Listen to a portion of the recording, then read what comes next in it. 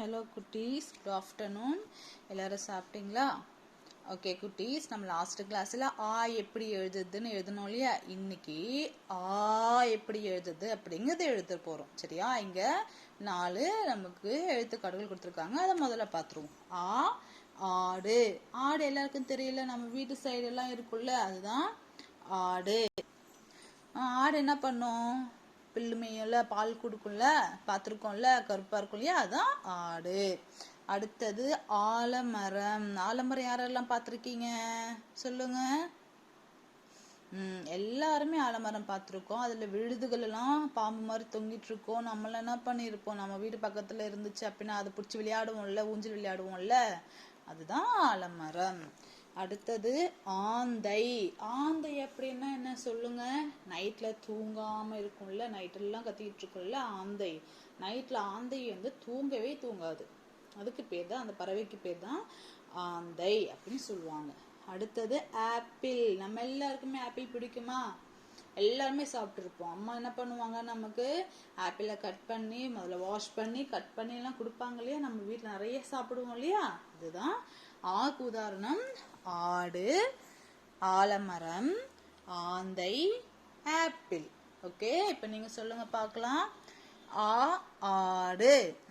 சவுண்டா சொல்லுங்க. ஆடு. ஆடு. ஆடு. ஆலமரம். ஆலமரம். ஆலமரம். ஆந்தை. ஆந்தை. ஆந்தை. Apple. Apple. Apple. Okay, first சொல்லலாம். ஆடு, ஆலமரம், ஆந்தை, ஆப்பிள். இப்போ நம்ம எப்படி எழுதணும் அப்படிங்கறத இப்ப நம்ம பார்க்க போறோம். எழுதலாமா? நம்ம ஃபர்ஸ்ட் எழுத தெரியும்ல, முதல்ல நம்ம என்ன பண்ணணும், எழுதிக்கணும். ஓகே, அடுத்தது கீழே ஒரு சுழி சுழிச்சோம்னா ஆ சொல்லுங்க. சொல்லுங்க. இப்போ உங்க ஸ்லேட்டு, உங்களுடைய சாக் பீஸ் எடுத்து மிஸ் கூட சேர்ந்து எழுதுங்க. முதல்ல போடுங்க, அப்புறம் கீழே ஒரு சுழிச்சா சொல்லிக்கிட்டே எழுதுங்க.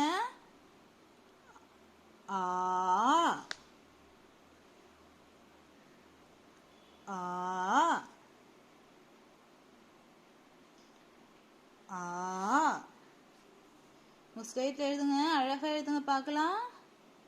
ஆ ஆ ஆ ஆ ஆ ஆ ஆ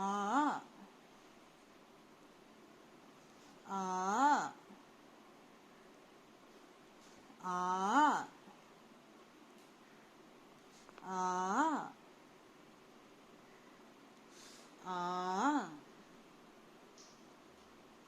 ஆ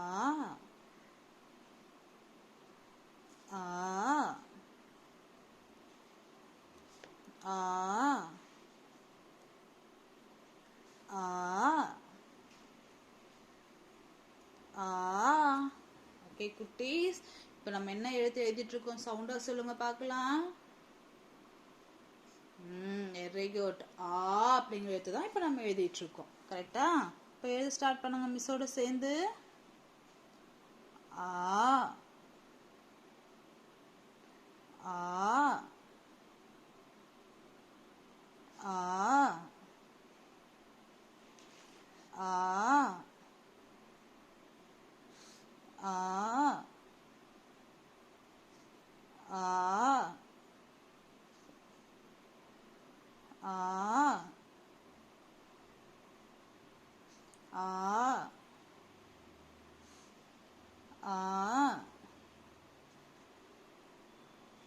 ஆ ஆ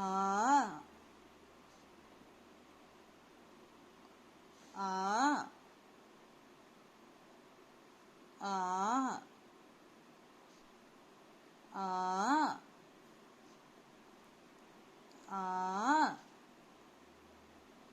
ஆ. ஓகே, இப்போ ஒரு முறை சொல்லிடலாமா நம்ம எல்லாரும் சேர்ந்து? மிஸ் சொல்றேன், மிஸ் சொன்ன பின்னாடி நீங்க சொல்லுங்க. ஆ ஆடு. ஆ ஆடு. சொல்லுங்க சவுண்டா. ஆ ஆடு. ஆ ஆலமரம். ஆ ஆலமரம். ஆ ஆலமரம். ஆ ஆந்தை. ஆ ஆந்தை.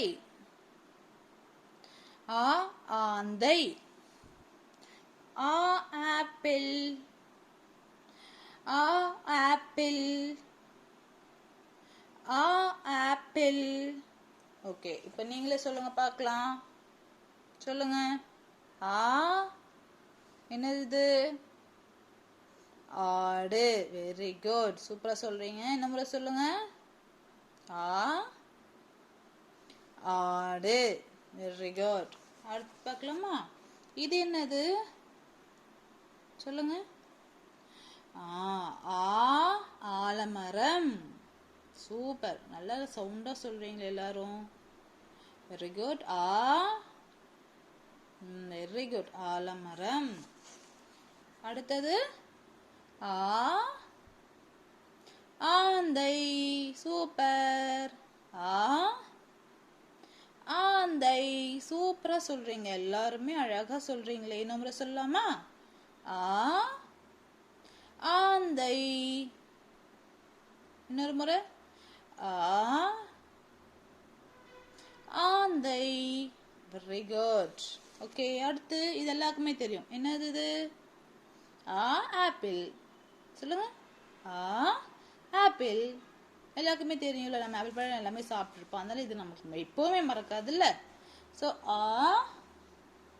ஆப்பிள். ஓகே குட்டீஸ், ஃபர்ஸ்ட் நம்ம ஆ எழுத்து கத்துக்கிட்டோமா? ஆ எழுத்து கத்துக்கிட்டோம். இன்னைக்கு என்ன எழுத்து கத்துக்கிட்டோம்?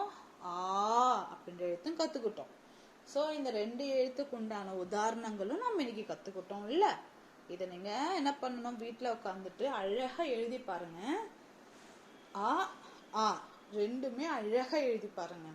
நீங்க தமிழ் எழுத்துக்கள் வந்து நல்ல அழகா எழுதிட்டீங்க, அதாவது சரியான வடிவத்தில் நீங்க எழுதுறீங்கன்னா உங்களை விட வேற யாராலையுமே அப்புறம் நல்லா படிக்கவே முடியாது. அவ்வளோ அழகா இருக்கும் தமிழ் எழுத்துக்கள். நீங்க எழுத எழுத படிக்க படிக்க உங்களுக்கு ரொம்ப பிடிக்கும். ஏன்னா தமிழ் அவ்வளோ ஈஸியா இருக்கும், படிக்கிறதுக்கு எழுதுறதுக்கு எல்லாத்துக்குமே ரொம்ப ஈஸியா இருக்கும் நம்ம கத்துக்கிற வரைக்கும். ஓகே, நம்ம கத்துக்கலன்னா தான் அது நம்ம கொஞ்சம் கஷ்டமா இருக்கும். நம்ம கத்துக்கிட்டோம்னா ரொம்ப ரொம்ப ஈஸியா இருக்கும். நம்ம இன்னும் கத்துக்கிட்டே இருப்போம். அதனால நம்ம என்ன பண்ணணும், முதல்ல எழுத்துக்களை எவ்வளோ சீக்கிரமா நம்ம கத்துக்க முடியுமோ அவ்வளோ சீக்கிரம் சரியான வடிவத்துல நம்ம எழுதணும். ஓகே, அப்படி நம்ம சரியான வடிவத்துல எழுதுறோம்னா நம்ம அடுத்தது நம்ம பெரிய கிளாஸ் போக போக நம்ம ஃபாஸ்டா எழுதுறப்போ அதனுடைய ஹேண்ட் ரைட்டிங், அதாவது எழுத்துக்கள் வந்து அவ்வளோ அழகா சூப்பரா பார்க்கறதுக்கும் படிக்கிறதுக்கும் நல்ல அழகா இருக்கும். ஓகே குட்டீஸ், இந்த 2 எழுத்துக்கள் நீங்க என்ன பண்ணணும், வீட்டில் அழகா தினமுமே எழுதி எழுதி ப்ராக்டிஸ் பண்ணுங்க. சரியான வடிவத்தில் எழுதுங்க, கிறுக்கக்கூடாது. இப்போ நீங்க கொஞ்சம் கொஞ்சமா தான் லேர்ன் பண்றீங்க, அதாவது ஒரு எழுத்தா தான் நீங்க கத்துக்கிறீங்க. ஸோ அந்த ஒரு எழுத்து கத்துக்கிறப்போவும் கரெக்டா கத்துக்கோங்க. ஏன்னா இப்போலேருந்து நீங்க ஃபர்ஸ்ட் ஸ்டேஜ்ல இருக்கீங்க இல்லையா?